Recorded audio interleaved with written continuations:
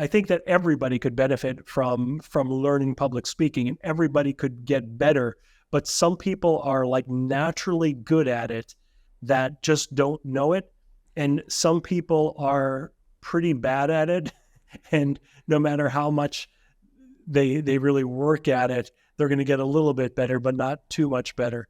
And I did, being in Toastmasters for over 20 years and literally working with hundreds and hundreds of different Toastmasters, I've noticed that. Hello, I am John Brink, and we are podcasting on the Brink from the capital of Northern British Columbia, Prince George. And beautiful day in Prince George. It's early winter day, still no snow, so that's all good. And today a very, very special guest, and his name is Dr. Bo Bennett. And Bo has an amazing, I got his bio, and it goes on and on and on and on, an amazing background, entrepreneurial, extraordinary, but also a lot of other specialties. So we'll have a very interesting time talking to him. Bo, welcome to the show. Thank you. It's so good to be here. Nice to have you. So you are in Massachusetts, you said? Yes, about 20 miles west of Boston in a town called Marlborough. Marlborough. Yeah, I know Boston. I don't know Marlborough, but so I've already at a young age, you were already getting entrepreneurial, and you had such an amazing background. Looking at your bio, you got a bachelor of from one of the universities in marketing, and then you continued your studies, but at the same time, you started a company, Adgrafix. Tell us, I didn't spell it. Adgrafix. Oh, yeah. Right. And right. You built that already at a young age, I think in 1995. Right. Yeah, so that was the company I started right after I graduated college. I actually needed a break, so after 4 years of college, working hard, starting a business, running a business, and then having my entire business taken away from me because I had one client who had I gave him a $250,000 credit line, and he ripped me off. He ended up kind of skipping town, literally. Oof. So, but fortunately, I ended up selling my business to my partner for $1. So I got out of that debt that I was in, and I moved to Colorado. And I was planning on spending some time there and relaxing. I immediately got a job at the Olive Garden, which is an Italian-like restaurant chain here in the States. And I realized that I didn't like that kind of work. So I started a business from my apartment. It was a graphic design business. And that was the beginning of Adgrafix. So you kind of developed already fairly quickly a nose for entrepreneurship. And I always kind of think that is unique. I do the same. I've been from a very young age already was involved in making deals and looking at business, always with the idea in mind of becoming an entrepreneur. But at the same time, you developed a very solid background and obviously in your degree in marketing, and then you continue to develop your credentials with a PhD. And so the two don't always go together or happen together, but it's somewhat interesting as to how yours did, because at one hand, you're looking at the educational side of entrepreneurship. The other one, you have to do it live on the other side, which sometimes includes there you trusted somebody and all of a sudden they rip you off for $250,000 and put you nearly out of business and discourage you from business. But it didn't in your case. No. I've actually started business much earlier. I was 10 years old when I started my first business. I made some key racks in my father's workshop where I carved out little wooden key racks and wrote the word keys out of wooden letters that I cut with a bandsaw. I put some hooks in there, and it was a stupid little thing, but it looked good. And my neighbors bought it. My neighbors bought it, of course, because I was a cute little 10-year-old kid selling it, not because they really needed this crappy key rack. But that was kind of the beginning of my entrepreneurial spirit. And ever since, all throughout high school, I was doing similar things, kind of selling things, trying to make money, trying to avoid the classic jobs that most other people were getting and my friends were getting. I wasn't too into that, but I did some out of necessity.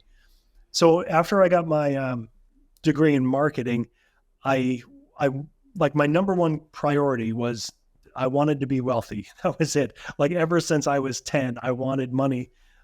I come from an interesting background where my father was an inventor, so he was self-employed as well. And there were times when he had a lot of money and we lived kind of like the high life. And then there were times when he was completely broke and we were on the verge exactly of having to sell our house and getting kicked out. So I didn't want that kind of angst, like living with that. So I wanted more than anything to be financially successful.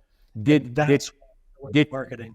Did your father become successful then, or how did it did he at some point stabilize and was wealthy as he went through retirement? Yeah. So he ended up taking a job, which was like a total shock to our whole family, at called Cheeseboro Ponds. It's a company in the U.S. that manufactures like pretty much everything.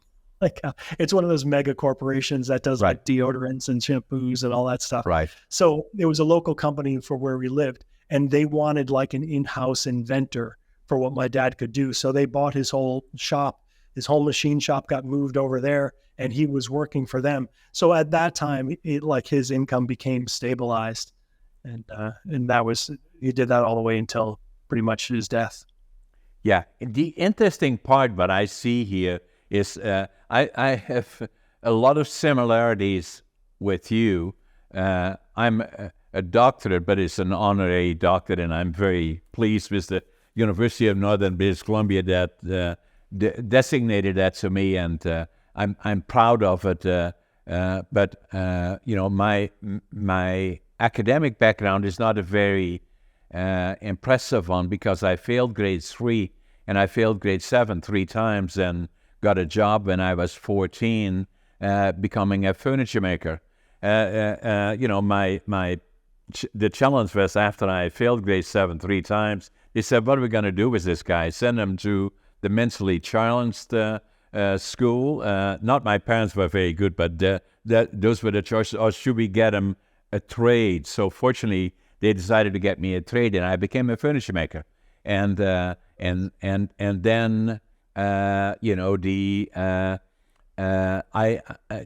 the other part from me that is interesting to know is that I was born in Holland in 1940, actually November the 1st, 1940. So tomorrow is my holiday, my 83rd birthday, 83, yes.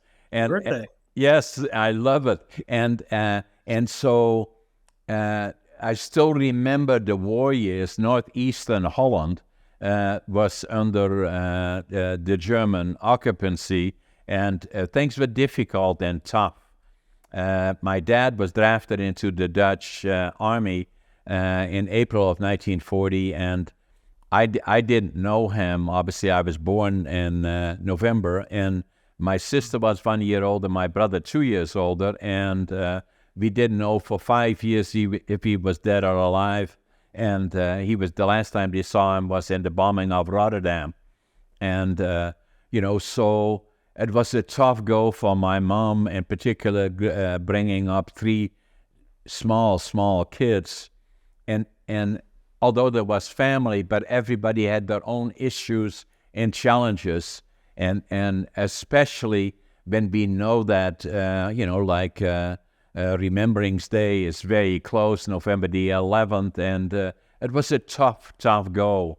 But I always tell people, with all the problems that we have now in the world, thinking the Ukraine, Israel and all those other areas, that it's not a question that you have war and then the war is over or ended, like in Holland or Western Europe, May the 5th, 1945, and everything is back to normal. No, that's not the way it is. It may take a generation and sometimes more than that. In any event, it was a tough go. So when I grew up, still affected me, still even into today, PTSD, the inner child, the fear of losing that one parent that protected us, and seeing far too much that we should not have seen. Then we were liberated by the Canadian Army, April the 12th, 1945, and it made such an immense impression on me that from the time that I was 5 years old, I always knew I was going to Canada, the land of my heroes. And I was going to go when I was 17. My parents wouldn't let me. When I was 18, I was drafted into the Dutch Air Force for 30 months, and then worked for a lumber company. The connection will come a little bit later. And then finally I decided to go to Canada in July of 1965. I was still 24 years old. And I wanted to start with nothing because I always had challenges. I felt I had failed, because all my friends that went to school with me went on to college, university, and I became a laborer. I'm proud of that now, but then it wasn't. And, but I felt I had to prove to myself that I could do it. So I left Holland in July of 1964 with 165 with one suitcase, 3 books, 2 sets of clothes, and $150, Canadian dollars. And I knew I wanted to go to, the dream was to go to Canada, but then I developed the dream. My dad worked in managed a small lumber mill. My dream was to build my own lumber mill in BC and start from nothing. So when I came to Vancouver, I couldn't speak the language. I didn't speak English, didn't have a job, didn't know a soul.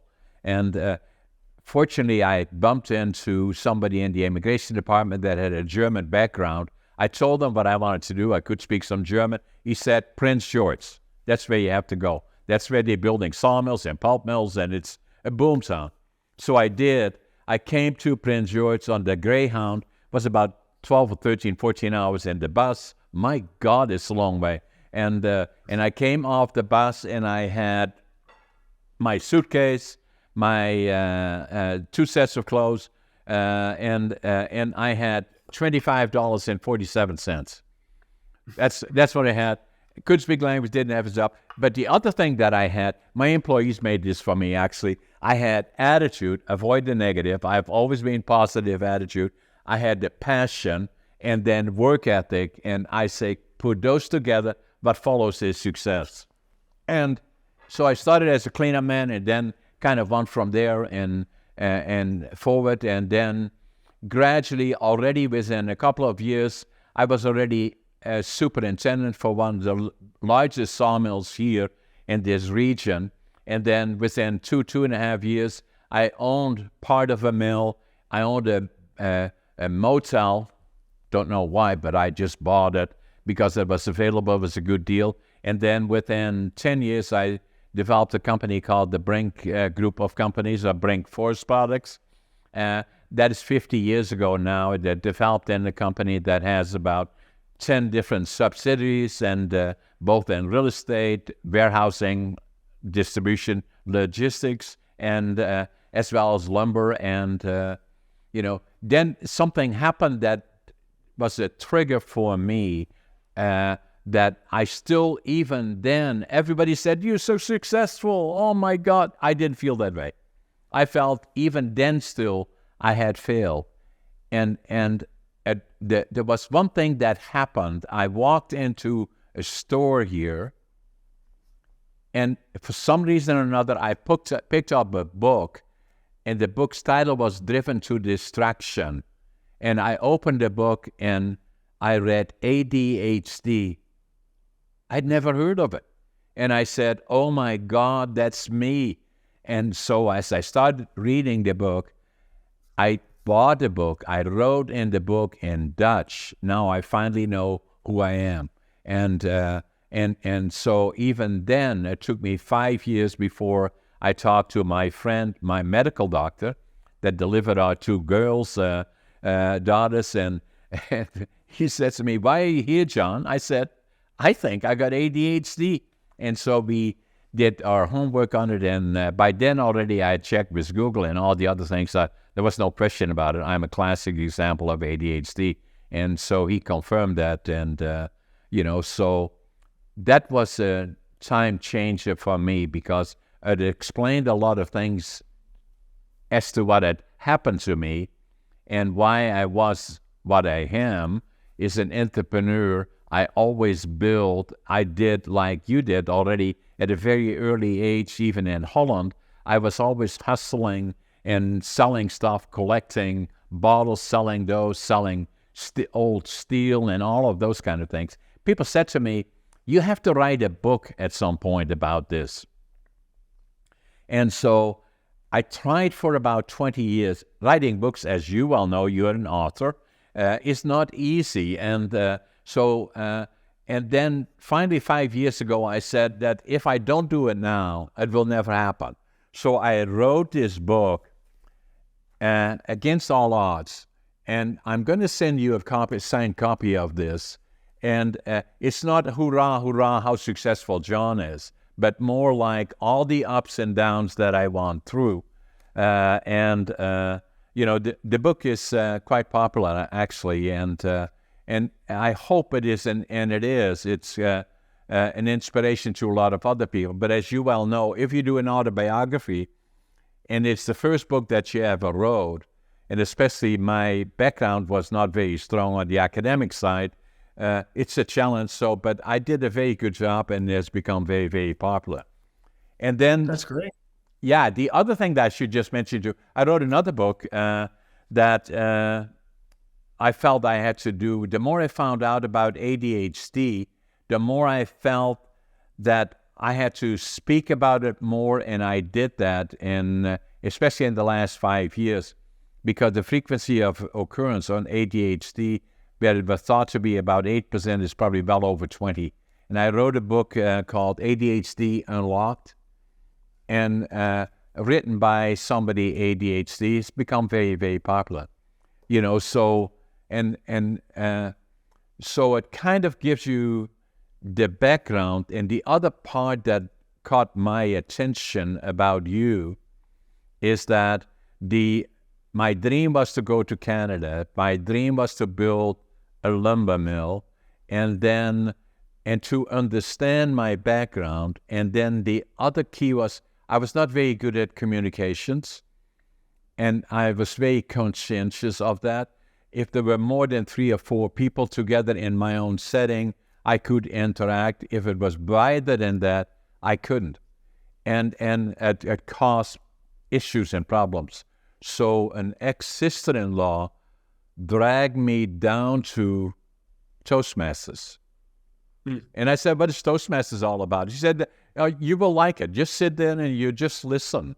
I said, "Okay, as long as nobody asks me any questions." So halfway through the meeting, now the reason that I raised this one, because you're a Toastmaster, have been and are, so halfway during the meeting, somebody said to me, "Hey, John, tell us about you." And I said, "Oh my God, I'll never come back here." So what happened then, Bo, is that I did go back. I stayed in Toastmasters for 10 years, went through all the levels, became a DTM, Distinguished Toastmaster, and it changed my life from a communicator point of view. I couldn't do podcasting without having that. I'm a professional, in-demand speaker, doing keynotes all over the place, and it changed my life. And so it became another key to me in developing who I am today. Nice. And the reason that I mention it, because you are also a distinguished Toastmaster and obviously have the experience and the background of it. Yeah, that was similar to my journey with the public speaking, when I wrote my first book, I had an opportunity to do an interview on a podcast or a radio station. And it was a radio station because back then there was no podcasts. It was like 2004. So I was on the phone, and I remember being so incredibly nervous. I could barely speak. And the podcast, needless to say, didn't go too well. No. So right after that, that's when I got a book on public speaking, and the book mentioned Toastmasters 3 or 4 times. So I joined Toastmasters, and the first couple of weeks was very difficult, and I was very nervous. But as soon as you get over that hump, it was like second nature. And I noticed that about a lot of Toastmasters. Some people either have it or they don't. I'd like to say that I think that everybody could benefit from learning public speaking, and everybody could get better. But some people are naturally good at it that just don't know it. And some people are pretty bad at it. And no matter how much they really work at it, they're going to get a little bit better, but not too much better. And I did, being in Toastmasters for over 20 years and literally working with hundreds and hundreds of different Toastmasters, I've noticed that. But the good news is the vast majority of people can improve significantly. There's only a small portion of the people who are just, public speaking isn't in their blood and probably never will be. But that's really in line with psychology too. Psychology tells us that we all have our innate strengths and weaknesses. And one of the good things about psychology, when you explore yourself and the different things you're good at and not good at it, you could really find out what you are good at, or you have the potential to be good at, and capitalize on that. And the things that you're really not good at, you could just kind of forget about that. Kind of put that in the background if you need to. Yeah, so the interesting part about, and for our guests from all around the world that are watching us, is that Toastmasters is all around the world. There are probably, I'm guessing, 400, 450 clubs all around the world, and all around the world, and so and probably millions of people that have benefited from Toastmasters in different levels. Going all the way to the top is not necessarily what is required, but if you have that natural talent and it helps you like it did for me, then, and yourself obviously, then it becomes a base for where you go from forward. And all the Toastmasters that I got to know and the ones that joined Toastmasters is that I've seen people that are really, the fear of public speaking is usually compared to worse than death in a lot of cases. And I believe that. And I was probably the worst example of, I would have been ready to crawl out of there if I could, but I stayed the course and it changed my life. And one of the most lacking things in our educational system is the ability to become a good thinker and a good speaker. Now, what I always found about Toastmasters, people say to me, so with Toastmasters, you learn to become a good speaker. No, you don't. You do, to a certain extent. You become first and foremost a good listener. And then thinking on your feet and being articulate and kind of managing interaction is a very important part of Toastmasters. And I believe it's certainly the foundation and became the foundation to my life. Sure, yeah. There are a lot of vocations, obviously, where public speaking is key. And the better you are at it, the better you're going to be at that specific job or whatever you want to do. And there's some, obviously, where speaking isn't important. And that's another reason why I joined Toastmasters, because I am also a computer programmer by trade. So after I wrote my book, I spent a lot of time by myself in front of a computer. And this is really before a lot of the social media and the interactivity of the internet. So I wasn't speaking with other adults. I had my 2 very young kids at the time, and that was pretty much my communication, and my wife. So I felt like I was losing my communication skills. So I had to get out there, and I joined a club, and I finally got to communicate with peers, plenty of different peers from all different walks of life. It's a great organization. And that was game changing for me. And then you started an organization, I forgot the name of it now, that was kind of mirroring the benefits of Toastmasters in another corporate setting. And then you either sold or it is still on its own moving forward. I'm trying to think what organization that would be. I did do public speaking, like as a professional public speaker. When I would, as you know, as a professional public speaker, you would charge companies to go in there and give speeches and give talks. Right. So I did that for a while, if that's what you're referring to. Yeah, that's what I'm referring to. Okay. Yeah, it wasn't really its own company. It was just, I just did this under my main company. Yeah. And after I started studying psychology and got my first degree, I realized that a lot of the things I was talking about, like success-wise, I felt like I couldn't say it anymore. I felt like I wasn't being authentic. I was sort of mirroring a lot of the old-time success gurus that I grew up with, like Zig Ziglar, Dennis Waitley, Anthony Robbins. And I felt like that's kind of what I was doing. But then when you start learning a lot of the psychological principles, you realize that a lot of what is said in the self-help movement is sort of like a variety or version of these classic psychological principles that have been studied in science and proven and demonstrated. And that's what I wanted to focus on. And I realized that that's not what I was focusing on. I was focusing on the sales version of it.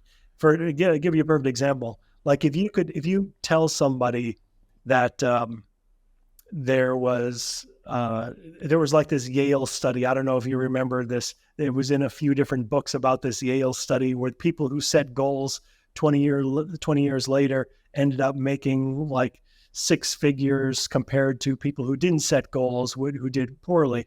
And that whole study was totally made up. That didn't exist. No. That's like a classic self-help guru anecdote that people just pick up and don't care about because it sounds good. It makes people feel. It gives people hope. But ultimately, the problem with that is they're going to be disappointed. It's like a drug. That's what it was to me, like growing up with a lot of the self-help gurus and listening to these tapes, these motivational tapes. It was kind of like a drug where you felt like so great, but then you tried to implement some of this stuff and it wasn't working. And it just led to not depression, but it led to disappointment. Yeah. A lot of people, not me, but a lot of people aren't as resilient and would say, this isn't for me. This is enough. I quit. I give up.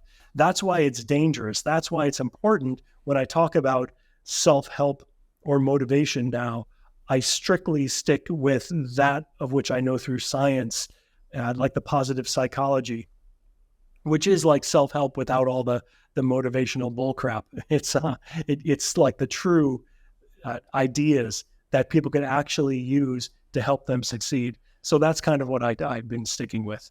But it's also something that you have developed as your own model, becoming the model for others based on facts, not the classic ones that we all know, right? Robertson, on and on, all these other fellows that do it as models that are not necessarily based in reality. But I like about it is that I did it by life because I had no other choice.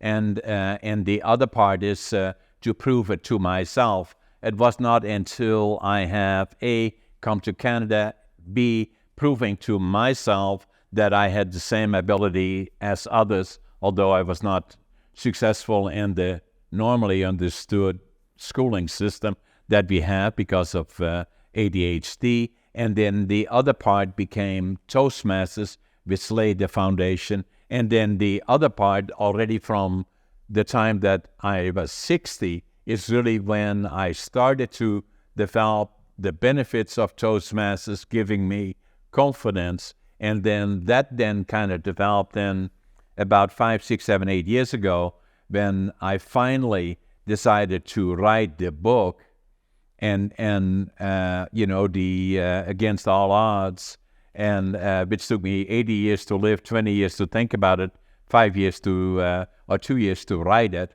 And that gave me the confidence. And only even now still, podcasting, I think you number 174, I think, or 175.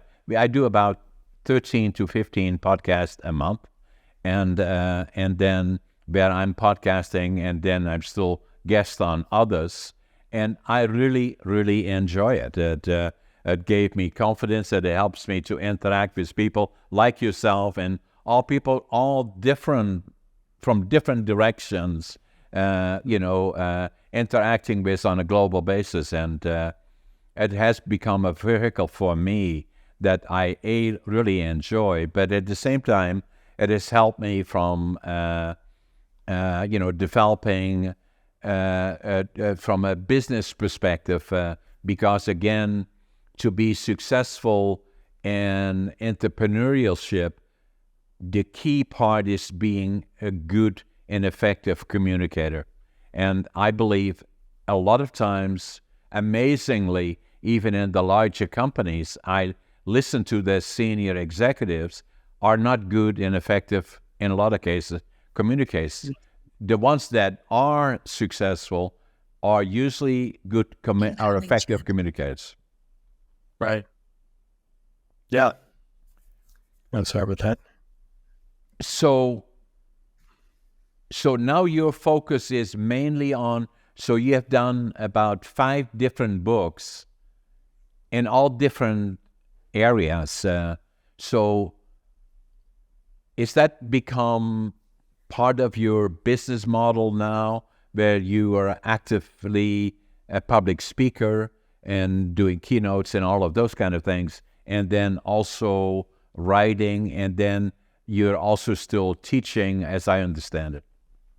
Yeah, so I pretty much gave up the public speaking for money a while ago. And that's when I actually moved into teaching.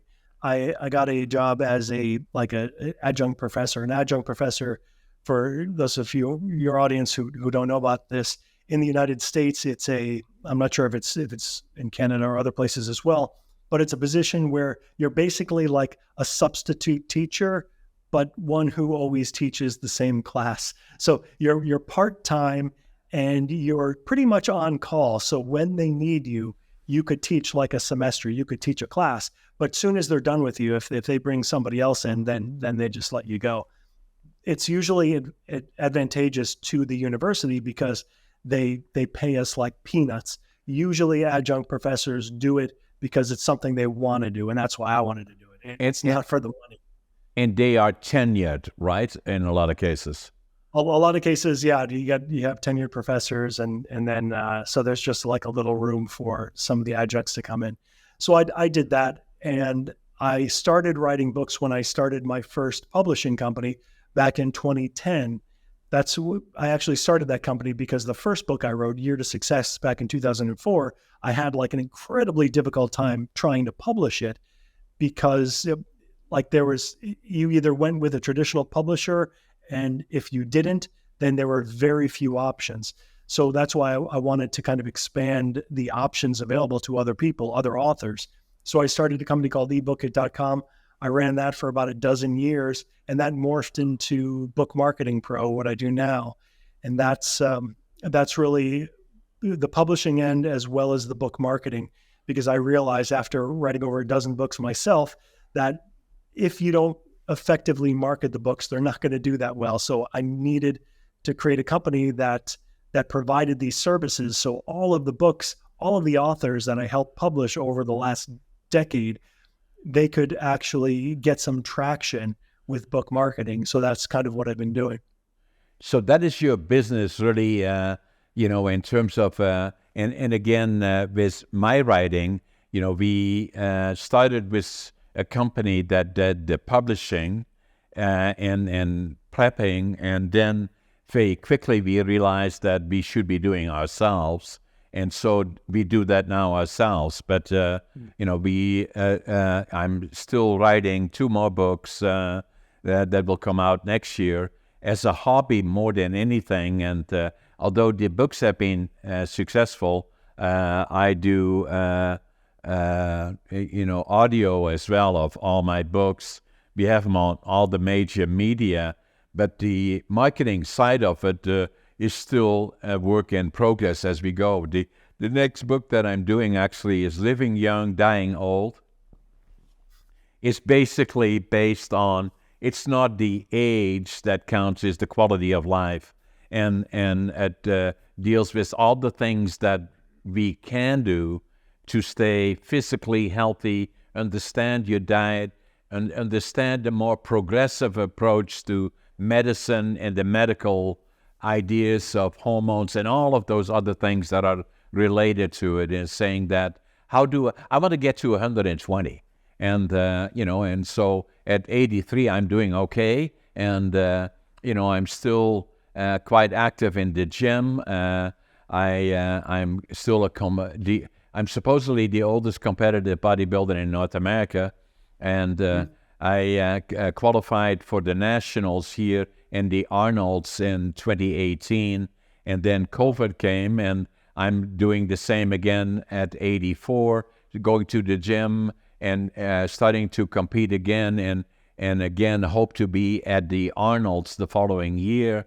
I've told Arnold already, and he has invited me to the Arnolds, and so that approach to life, and hence the book Living Young, Dying Old, and I believe that being proactive, looking at from a mental perspective, from a physical perspective, and staying fitness and understanding diets and all the thing, and being proactive with some of the new things that are happening all the time on the medical side, is important. And so that's what the book is all about. That's great. That's great. There was a book that I read probably like 10 years ago. It was called Spark, by Dr. Ratey, Ratey, I believe. And it really was an eye-opener. And this book was all about how staying active and staying physically active really has serious cognitive improvements. So if you probably heard this before, like now it's not that much of a secret as it was like a dozen years ago, 10 years ago.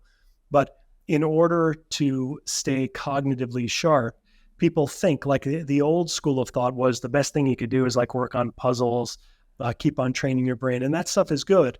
But the best thing you could do, hands down, is take care of your body, stay physically fit, because Absolutely. your brain is a physical piece of meat. It's part of your body. And Exactly. if you let your body rot away, your brain rots away with it. People don't understand that very often.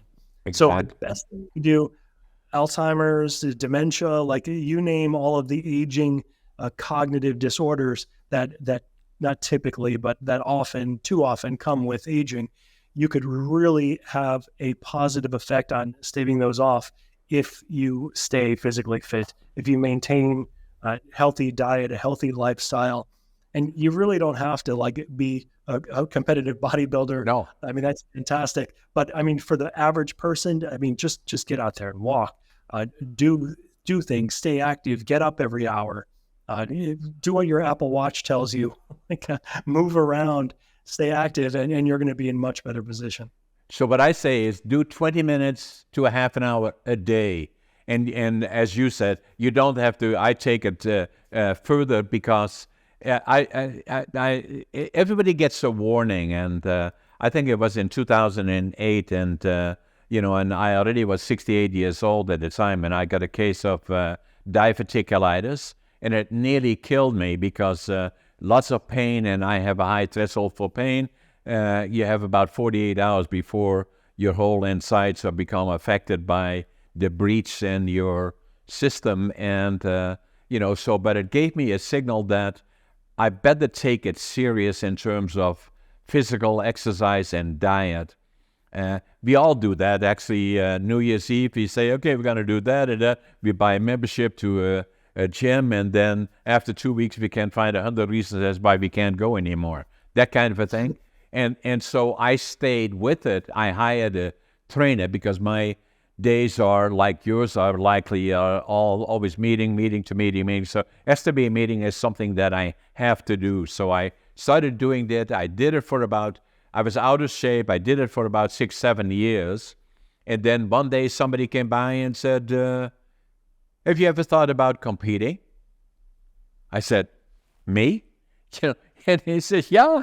And so I then started to take it serious, and I then brought it to another level, and hence then, competing bodybuilding and physique, first on a local level, kind of intimidating. You see it standing your little Speedos in front of all the people that you know, but I got through that. And then the next thing was provincially, and I qualified there second bodybuilding, third in physique, qualified me for the nationals and the Arnolds. And so to me, that I come from the principle that everything is possible, but becoming aware, it gave me the trigger, to watch my diet, to be physically active, and so it kind of changed my life in a positive way, but hence the book as well. And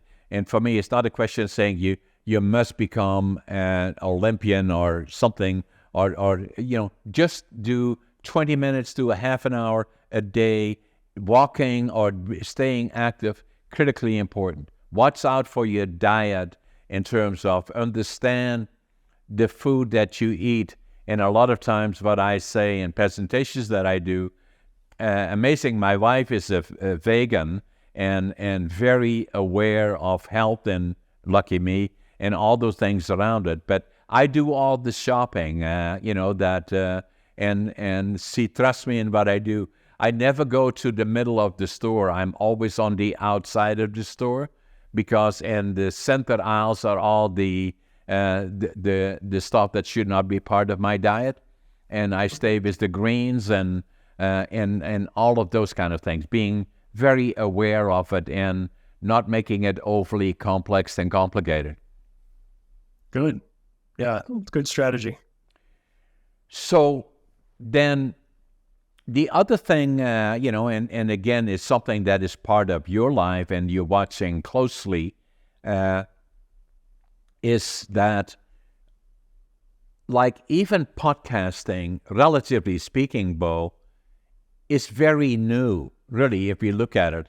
Like, I'm still from the time that at 83, I got fellas in my life that I know that don't even do emails or are not even have adjusted to having a computer. Really, is that everything is still evolving. It's all part of our new life. And for us, when I first came here from Holland, and I've been here now nearly 60 years, northern BC, I would send a telegram to my parents and saying, that, hi, hello, hope you're okay, stop, blah, blah, blah, stop, send me money, stop. Now I pick up the phone and I can call them in seconds. Hey, how you doing? And the same what we are doing in podcasting around the world. I have people from Central Europe, Southern Europe, South America, all over the world in podcasting. But it's still very much at the beginning. And what I see AI as one, artificial intelligence as becoming a major change again to where we are. Podcasting as such, relatively young, but already very, very active, and certainly a vehicle that will be used more and more. Platforms like YouTube, Facebook, obviously, and a number of other ones are still further expanding into different areas. And obviously, books, still very, very important, especially during the COVID periods. But all of them are audio, have to now be audio, and So where are we going from here in your mind for people like you and me? Sure. Well, you bring up an interesting point, and that's this whole idea of like adapting to this different technology. When I first started my like really business career right out of college, the internet, this was 1994. So the internet was first kind of making waves and people started hearing about the internet and the World Wide Web. So that's when I jumped on board, and that's why I built my first company of significant value. And 6 years later, I sold it for $20 million. So that was like the big thing. That was like the big wave. And part of my story is, and what I tell people, it's like, if I tell you, I can't tell you what I did, because what I did was very specific to my talents and my circumstance. I was in the right place at the right time in 1994, just when the internet was taking off. And I had the opportunity to seclude myself in a room for 6 months and learn everything about it in order to start building websites and eventually build the company that I sold. And there's a couple other big, I guess you would call them paradigm shifts in the technological age. The second one was with social media, like in around 2010 when Facebook kind of first hit the scene, and Twitter. And that was one that I actually missed because I was really busy working with my company, and I saw it, and I got to admit, I didn't see the potential. I didn't see how huge it would have actually become. So I kind of missed that boat. But I mean, I do have a social media account, and I'm a user, but I really didn't get involved in it in a business sense. But the third huge paradigm shift is one that is happening right now, and that's with artificial intelligence. And I'm not missing this one.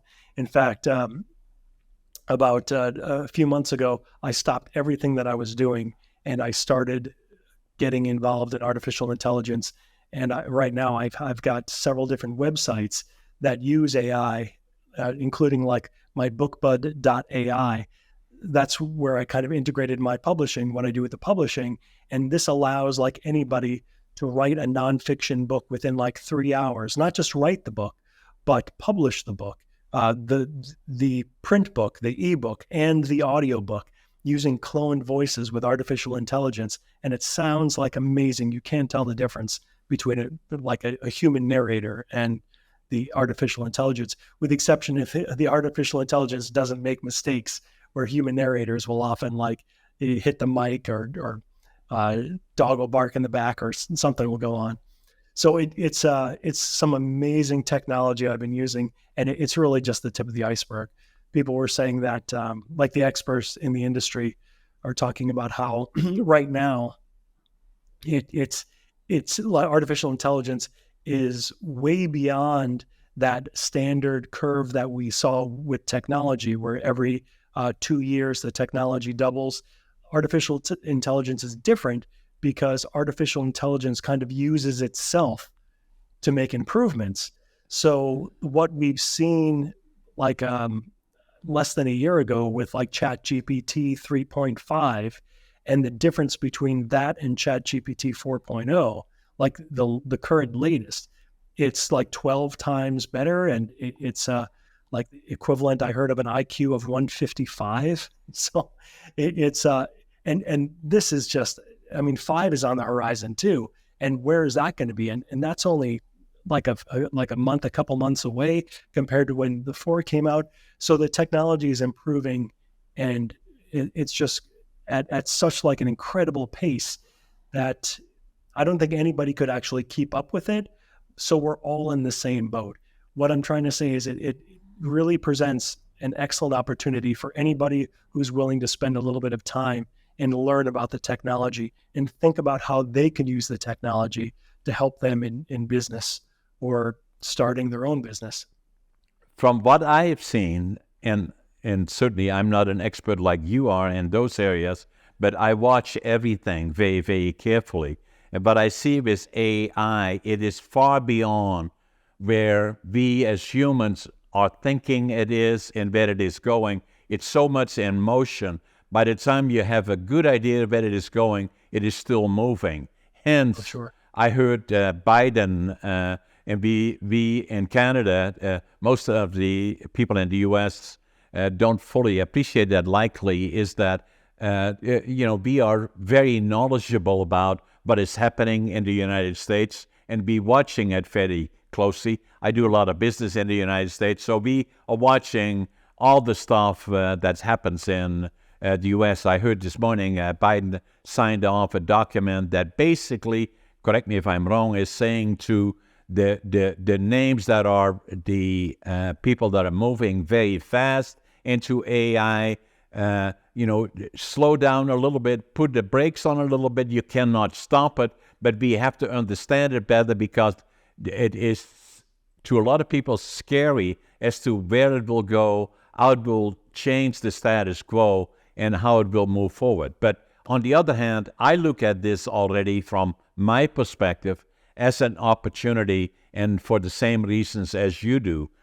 The other part where I agree with you, but not quite like you do likely, is that I believe social media that we saw Zuckerberg and all the other guys doing what they were doing is only at the very, very start right now. I think it is going to get much more focused. It will be a next wave of new platforms that will be much more focused, not just all the other stuff, and where there still are new opportunities, and that is all happening as we speak as well. So I certainly look at it from our perspective that I want to develop a platform in the next 24 months that is uniquely related, and I'm developing it as I speak here with you and saying, I believe, being entrepreneurial, you have to recognize opportunities. I recognize AI as even for a guy 83 years old, virtually, that I see that as an opportunity. I see the social media just started as not even really fully started. Like here, I'm talking to you, from a whole different world. And for all intents and purposes, we have this very close connection of a lot of things. And that's what I saw when I saw your bio and saying, I don't have a PhD, obviously, but again, I interact in the same areas as you do. I did from a very young age, being entrepreneurial. And then, but I always say, to people that are so conscientious about who they are, it took me time to know for myself. I had felt that I had been a failure. I came all the way to Canada. It took me a long time to prove to myself that I wasn't. It really started with reading the book about ADHD because I know I'm a classic. And then from there on in, from the age of 60 forward, after I did Toastmasters and we talked about the value of that, ADHD, and then knowing that I have it, my company is still growing. I believe I still will double the size of my companies, and entrepreneurship. I have a nose for entrepreneurship, and I think the asset that I have is I can think ahead 5, 10, 15, 20 years ago forward. A lot of people in business can't do that. They're not able to do that. My strength is thinking forward and 5, 10, 15, 20 years. Nice. Yeah. One thing I want to comment on, you mentioned about President Biden and that whatever he signed, I think like most of that is really just for show. I know it's just to make people comfortable saying, okay, they're doing something about it. I agree. You can't stop the technology. No. There's no way. No. And just think about it from a competitive point of view. You've got, before you had like 1 or 2 companies working on this. Now you have like dozens, maybe it's even hundreds of people developing these large language models like the like ChatGPT, the AI, and they're all competing against each other. I agree. It's the first person to come out with something better gets all the money, and money is what drives things. So, and it's a good thing, Bo. In my opinion, it's a good thing, and I agree with you. Right. Biden had to do something about it. There's nothing they can do about it because it is a vehicle that is already far past us, and by the time a government, whatever government it is, left, right, or whatever they are, by the time they get something figured out, they're gone miles and miles ahead. But but I think it's exciting. It takes us into a new direction, and from here on in, all these things are still in the process of developing. One more comment that I was going to make. My company is the Brink group of companies, and so Brink, obviously, group, GROUP. My brother that was in Holland, and unfortunately he passed away May 31st, 2019.